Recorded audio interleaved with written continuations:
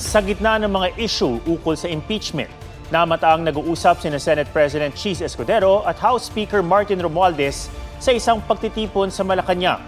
Kasama naman ni Vice President Sara Duterte sa Malaysia ang dalawang senator judge sa kanyang impeachment trial.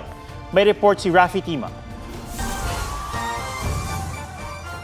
Kasama ni Vice President Sara Duterte sa pagdiriwang ng Araw ng Kalayaan sa Kuala Lumpur, Malaysia, sina Senator Amy Marcos at Senator Robin Padilla. Ang dalawa, kabilang sa 18 senator judge na pumabor na ibalik sa Kamara ang Articles of Impeachment laban sa bise. Gusto ko muna pong magbigay pugay, unang-una sa susunod na Pangulo ng Pilipinas, Inday Sara Duterte.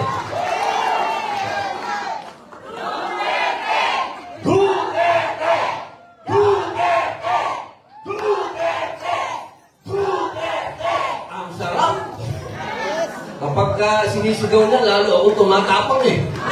Si Marcos nagbiro pa. Sa lahat, kamuntik nang puntalin si Senator Joel Villanueva. Maisog kami talaga. Ako nasigawan ko si Risa Ontiveros. Sorry. Pasensya. Hindi ko napilit.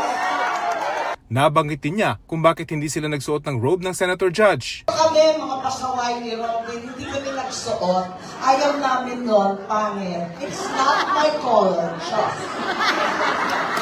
Ayan. Alam po ninyo, ang totoo, tumayo kami, pagkat kaakibat ng kalayaan ang responsibilidad na maging patas at marangal. Ang bise nabanggit din ang nangyari ngayong impeachment trial. Napanood nyo ba yung speech ni Senator Amy doon sa Senado? Marami ang nagsabi sa akin na naipaliwanag niya ng maayos kung ano ba yung nangyayari sa impeachment na ginagawa. The attacks are cowardly, yet openly disingenuous and arrogant. Kung ang isa sa mga bumalangkas ng 1987 Constitution ang tatanungin, dapat nang mag-recuse o mag-inhibit sa impeachment trial ang ilang senador dahil sa posibleng conflict of interest. If they're incapable of independent thinking, I think they should withdraw and say, we are not participating. Sabi ni Senate President Chis Escudero, hindi pwedeng pilitin ang isang senator judge na mag-inhibit sa impeachment. Desisyon nila kung mag-inhibit nga ba o magre-recuse sila. Hindi yan subject matter of vote. Hindi yan pwedeng pagbotohan na, hoy, ikaw tanggal ka na.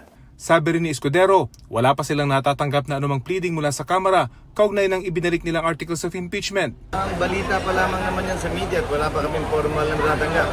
Kahapon, sinabi ni House Speaker Martin Romualdez na tatalima sila sa requirements ng impeachment court. Pero ang sertifikasyon ng Kamara hindi pa ipinadadala sa Senado. Pag-uusapan pa raw ito ng House Prosecution Panel. It was decided by the House leadership that the Secretary General can issue the certification for maybe for everyone's appeasement, but it does not necessarily mean that we will transmit such certification to the Senate. Kanina namataan sina Escudero at Romualdez na nag-uusap sa taon ng Independence Day Vendonnur o Wine of Honor sa Malacanang. Wala pang impormasyon kung ano ang napag-usapan nila. Kasabay ng paggunita sa Araw ng Kalayaan, nagtipon ang mga militanteng grupo sa People Power Monument sa EDSA para ipanawagan ang pag-usad ng impeachment trial. Rafi Tima nagbabalita para sa GMA Integrated News. Huwag magpahuli sa mga balitang dapat niyong malaman. Mag-subscribe na sa GMA Integrated News sa YouTube.